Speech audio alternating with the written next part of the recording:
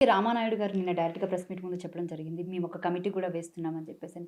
ఇటు కేటీఆర్ ఈ రోజేమో మీడియా ముఖంగా మాట్లాడడం జరిగింది. ఎవరినడిగి కమిటీ వేస్తారని చెప్పేసని. సో, కమిటీ వేయడంలో ఏంటి అర్థం ఏంటి? అదే ఇప్పుడు బనకచెర్లనల్లా పెట్టిండ్లంటేనే అందరికి అనుమానాలొస్తున్నాయి.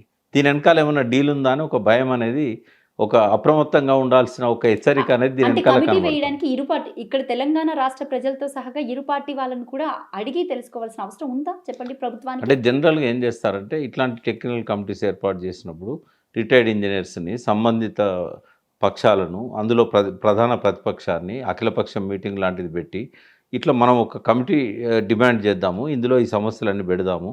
అంటే చంద్రబాబు నాయుడు ప్రతిపాదించిన దానిలో ఈయన పోయి కృష్ణా, గోదావరికి సంబంధించిన మన డిమాండ్స్‌ని పెట్టి బనకచెర్లను పైన పెట్టినట్టయితే ఈ కమిటీ అన్నిటి మీద చర్చిస్తది. కమిటీ తీసుకున్న నిర్ణయాలకు మేము అంగీకరిస్తామని చెప్పి ముందే చెప్పడం ఏదైతున్నదో ఎన్ బ్లాక్‌గా దానికి ఒక ధృవీకరణ చేయడం అనేది. తెలంగాణ వాళ్ళు తప్పు పట్టకుండా మాలాంటి వాళ్ళని మిస్‌గైడ్ చేసే విధంగా అందులో ఈ తెలంగాణ 13 అంశాలు పెట్టారు. నిజంగానే చిత్తశుద్ధి ఉన్నట్టయితే దానికి సపరేట్‌గా డీల్ చేయాలి. ఈ కమిటీలో బనకచెర్లు ఎందుకు పెట్టాలి?